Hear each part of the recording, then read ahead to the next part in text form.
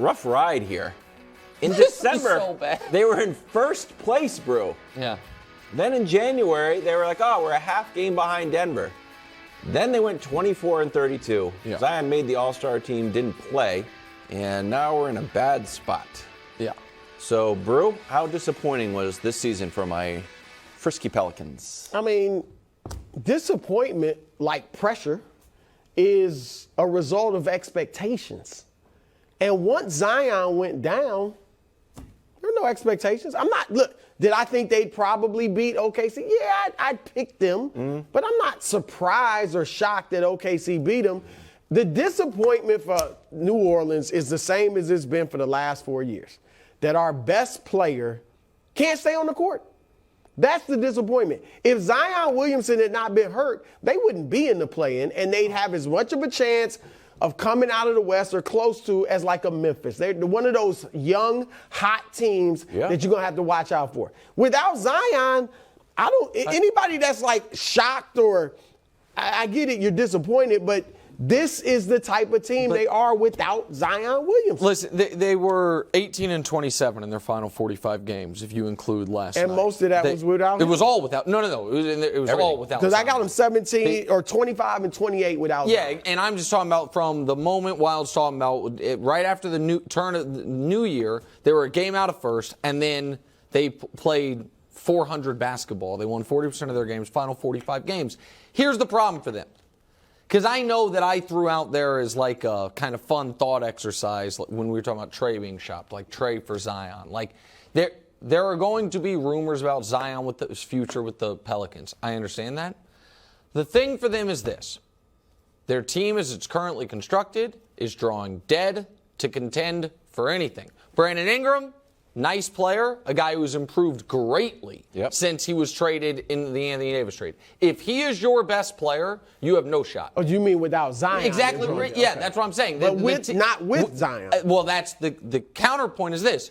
With Zion, I think they could win the conference.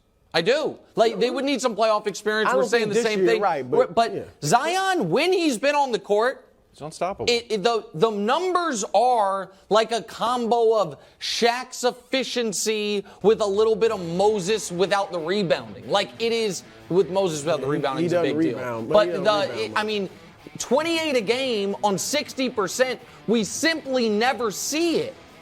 And if you're the Pelicans, you are just hoping that he can follow the Joel Embiid trajectory. Right. Which is the beginning of the career, is marred by nothing but injuries. And then, really, Embiid, you still get nervous when he falls, but he hasn't suffered a significant injury in a long time.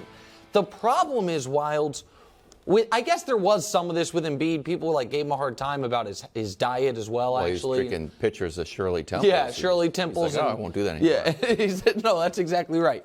So maybe there was some of it. But the Zion stuff is weird. And the fact that we have had consecutive seasons that at the end of the year, is he going to be able to play? Can he not play?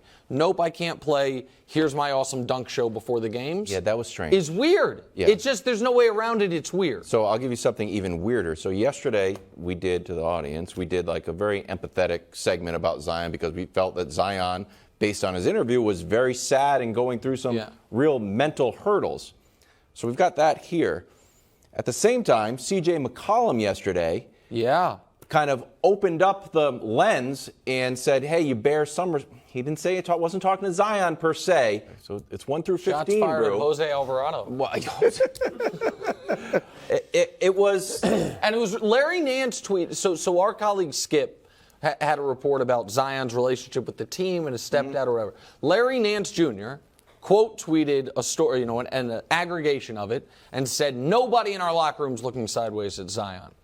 And then C.J. McCollum, who isn't the best player on the team but is their veteran, is probably the leader of the team. To me, I agree with you, Wilds, was taking somewhat pointed shots. Who else is he talking about? All right, and C.J. is a sober-minded leader in the league. Of the Players Association, absolutely. Right? Look, when Zion, and we did try to be very understanding yesterday of obviously mental health issues. But when you come on and say, I'm fine physically, I'm just a little hesitant and I don't feel like myself, That's natural for anything. When we haven't been in the studio for a month, the first day back, it's a little awkward. Am I wrong? Yeah, well, it's a you thing. But really, it's a little different. Yeah. All right? And when you say you're fine physically, a lot of people are going through challenges in life. All right? There's a difference between a real mental health issue, and I don't know if he has that or not, and just the everyday challenges, insecurities, fears that all people have to overcome sometimes on a daily basis. Yeah. And so that's what, with all of these guys talking about mental health, that's what has to be determined.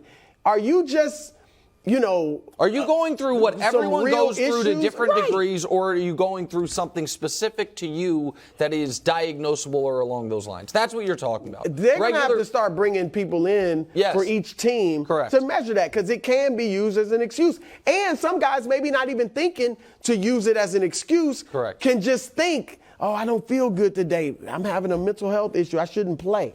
When no, you should get out there and play. Yeah, I mean, CJ, it's an interesting quote. Like, CJ knew that we were going to take it. He's a smart guy. Yes. He's done media for 20 years. He was sending a message. Yeah, so. He's in the media. Yeah, that's right. Oh, I forgot. Yeah. Did you? Yeah. Or are you taking a shot at me? I legit forgot. I get lost in my podcasts. On the other side of the ball, OKC heads to Minnesota tomorrow. Winner then goes to Denver. That series would start on Sunday. Nick, who would have a better chance at upsetting the Nuggets? Is it the Wolves or the Frisky Thunder? Oh, there's no question it's the Thunder. I wouldn't listen. I am not high on the Nuggets, obviously. However, the Timberwolves might get swept by him. Rudy Gobert is not a playoff player. What does Brew call the Timberwolves? Foolish? Silly and foolish. They are not going to be able to deal with that offense. Oklahoma City, on the other hand, might have the best player on the court. I don't know. Come on. That's ridiculous. Stop it. Come on. Hold on. Let me ask you a question. He's a great player. Hold on. Let me ask you a question. He's not better than Jokic. It is on the board that Shea is first team All-NBA this year and Jokic is not. That's on the board. Yeah, I'm just telling you. It is. That's only because of position. Well, I'm just telling you it's on the board. The board, there's the board. Shea being first team All-NBA, Jokic being second team All-NBA, somewhere on that board. Now, I do think Jokic's probably a better player than Shea. Last night, though, Shea was pretty spectacular. He's great. Josh Giddey. Joker didn't play. What? Well, he didn't play. I understand that, but you're asking me about who would have a better chance. But you know what? You guys knew what I was going to say. I thought you were going to give us sober analysis. That is sober analysis. I'm sorry that I like Shea Gilgeous-Alexander. You're taking shots at Jokic. I'm sorry that I think a guy who might be first team All-NBA is pretty good at basketball. My apologies. But yeah, so I say OKC. You guys both agree with me and you're attacking me. Well, look. Sorry. First of all, neither of these teams can beat Denver. Okay? Sure. Denver is going to beat whichever one of these teams survives. That's what I said. That said, and I wanted to, because you're right. Minnesota, silly, foolish, scatterbrained, whatever you want to, adjective you want to throw at them, they make boneheaded decisions time or time. I think they should have beat Memphis last year in the play. As good as Memphis is, they should have beat them in the playoffs. Changed my pick. But Nick, I was going to go with OKC. They just don't have enough talent to beat them. They don't. And I like Josh Giddey a lot. Yeah. But their only world-class talent is Shea. Now Minnesota, with Anthony Edwards, with Karl Anthony Towns, with Rudy Gobert. I know you don't like him. You don't like Joker either. So I don't mind saying that you don't like somebody. But I just think their talent is better than OKC's. And that just because of that, they could push Denver a little more. I get it. They're not a smart team. OKC's not going to beat itself, and they play smart. But if they Timberwolves are better defensively, and they got more explosiveness offensively. If the Thunder lose, if the Wolves lose, and they're like in the play-in, in the play-in, and they gave all their first picks for Rudy, who will barely play. Ruined. And the Thunder have 15 picks coming up over the 5 years. Yeah, and Chet. Yeah. Hello. Watch out. Watch out for the Thunder. The future is bright. Really if Chet is who we think he is. What do you mean we? When are you with Chet? I love Chet. Oh my God! You've got to be kidding me! What? You've got to be Dusty, kidding me! get the tape. There's no tape. Get the of that. tape We from have a Monday. very important topic. No, we here. don't. Yes, we do. Now we have a topic that Nick has a hot take on. Okay, Wow, I'm you right don't on like this. stars. I like Chet. Bulls came back from a 19-point third quarter deficit. The star of the game, however, was DeMar DeRozan's daughter. So the Raptors shot 50% from the They field. missed 18 free throws. It was highly effective. Previous game, they shot 87.5%. Yeah. It's a great strategy. She was great. She absolutely impacted this game. I don't think the 18 missed free throws is a coincidence. No. She did a great job. Adam Silver also needs to step in and make sure this doesn't happen again. Really? Okay, everyone thinks I'm joking. You laugh. Let me tell you right now. You know what none of us want? For that sound to just become part of the background noise of basketball games. And if you know what? It worked. Little kids screaming is, I don't know where it is in our brain, but it freaks us out. And it freaked out the Toronto Raptors last night. And even if she doesn't do it, some other little kids now, like that freaked me out right then. It's guys. I hear. Look, I hate slippery slope arguments, but the slippery slope is coming. This is like you. Can I ask a remember the question? first time you ever saw a dog at the airport? You're like, oh, that's cute.